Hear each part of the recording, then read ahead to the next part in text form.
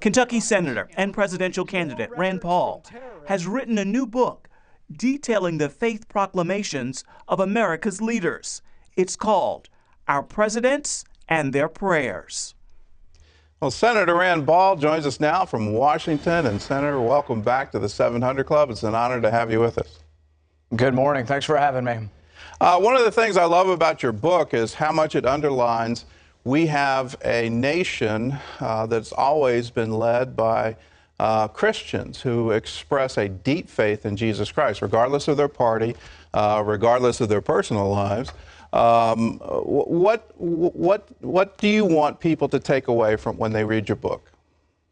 Well, I think some people, particularly in modern times, have mistaken. They say, oh, we have separation of church and state, therefore, we aren't a Christian nation, or we haven't been populated by Christian leaders really since the very beginning. And even when I started in politics, reporters would come up and say, are we a Christian nation, like as if it were a gotcha question. And without question, we were founded by Christians. All of our presidents have been Christians, and we shouldn't run away from our history. And also, we should acknowledge that the separation of church and state doesn't mean that we keep religious people out of government. It means that we keep the government out of our religion. And this is a bone of contention still up until this day. We still have these fights with, what the government's trying to mandate to Christian business owners like Hobby Lobby. So these are important questions, and I thought it important to make sure the record is out there that all of our presidents have been Christians. They've all prayed. They've all looked to divine providence. And I really enjoyed putting this together with the help of Randy Robison, who actually came to me with the idea. Do you have a favorite prayer from the book? Well, I think when I look at all the different presidents, I think it just amazes me that what heartfelt, belief and how they look to Providence, particularly George Washington from the very beginning. But I think when you look at how people, had to go through such turmoil, when you look at just the look on Lincoln's face, and you see how Lincoln really struggled with the war that was going on, and I think he did look for comfort and did pray for guidance, and probably of all the presidents as we went through, Lincoln was probably the most profound. I think we're having a Lincoln moment these days in the war on terror. Is there any prayer that's particularly on your heart during these times? Well, my heart, prayer, everything goes out towards, the Christians that are trapped in Syria at this point. A lot of people don't realize there are more Christians actually in Syria than any other place in the Middle East other than Egypt. And they're trapped in the middle of a terrible war. And I've been saying for a couple years now, it's a mistake to arm the allies of al-Qaeda. It's a mistake to arm the people who are fighting against Assad. It doesn't make Assad a good guy. But at the same time, the Christians are somewhat protected by Assad. And I've said from the very beginning, it's a mistake to arm the Islamic rebels that have been fighting against Assad, because that's how ISIS grew. ISIS grew out of that vacuum as they pushed Assad back. I had good friends who were Syrian Christians. I went to medical school with a good friend of mine whose dad was a Syrian Christian. And I remember asking him when I first met him, I said, well, how long has your family been Christian? And he looked at me and he kind of smiled and he said, a heck of a lot longer than your family. And it's true. We don't realize that so many of the Christians in this area have been Christians since the time of Christ, whereas many Europeans came to Christianity at a much later date. But, I think we need to do everything we can, and I've been part of movements to try to protect and help save the Christians in the Middle East. It's an untold story. The Assyrian Christians are probably the oldest communion in the Christian faith, and they're literally being decimated today. They're on the verge of extinction, where will there even be left as a people? So I applaud your efforts. Looking at today's headlines, we've got terrorist attacks in Paris. The president of France has said this is an act of war, and some in the United States are saying we need to invoke the NATO treaty and view this as an attack against a NATO ally. What's your response to that? I think that we do have to defend ourselves, and I've been saying all along that we are at risk for people from the Middle East to come to our country. So we need to look at all the programs and make sure anybody wanting to come or visit us or come as a student is not coming here with false intentions. And so that's a very important part of our defense. With regard to how we ultimately can win the war against this aberration of Islam, I do think that the boots on the ground ultimately have to be Muslim boots on the ground, because I don't think they're ever going to have a final peace or any kind of lasting peace where American soldiers or European soldiers or any kind of Christian soldiers are the ones that are actually occupying and controlling the land, the ground land. And so I think you ultimately are going to have those who live there have to be the boots on the ground. There are good fighters. The Kurds are pro-American. They're Sunni Muslims. And we ultimately need those cities that ISIS has captured. The people who live there are going to have to rise up, and we can help. But I don't think ultimately the answer is sending 500,000 American sons and daughters back into another war there.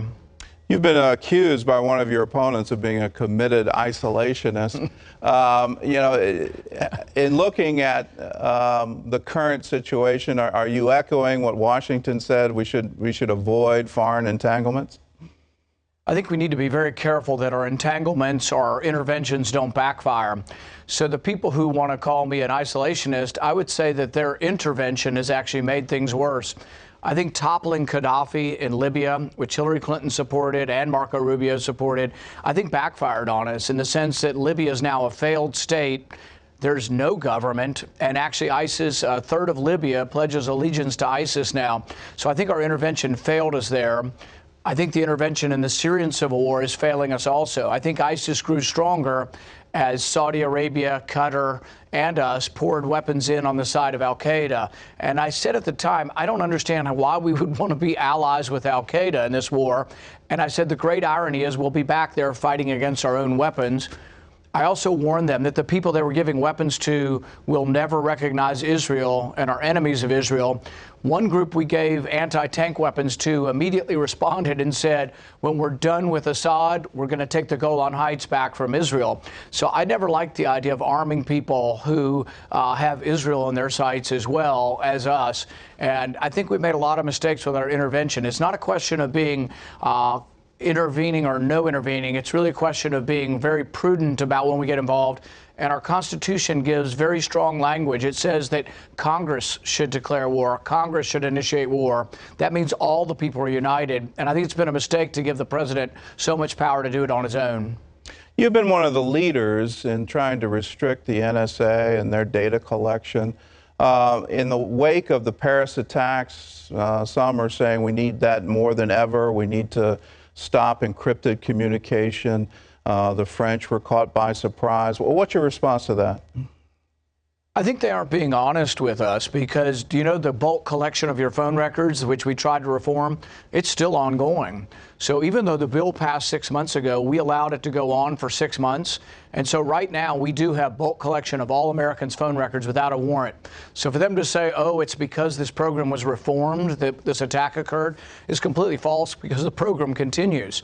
In France, they have what we have on steroids. They have a program 1,000 times more invasive. They collect thousands of more bits of information from everyone, and yet the attack still occurred. So what I would say is there a limit to how much liberty these people want us to give up? And I think there's not really a fair exchange. I'm not really willing to give up more liberty for a false promise of security, because the security hasn't come, but our liberty has been lost. And I'm also afraid that if we give up our liberty, what will we have been fighting for? I know so many young men and women who have been injured over there. Many of them have given up a great deal, arms and legs, to these wars. And when I ask them what they're fighting for, they say for our Bill of Rights. And I think to myself, wouldn't it be sad if while they're all fighting for us, that we gave up our Bill of Rights here and gave up our privacy and gave up our constitutional protections? So I'm going to continue to defend that, because I think you can have both privacy and defense. I think we need to look at more records of terrorists.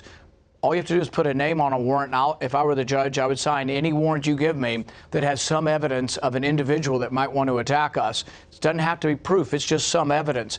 But I won't sign a warrant and would never sign a warrant that says, let's look at all Americans' records, because I think that distracts us, but it's also unconstitutional.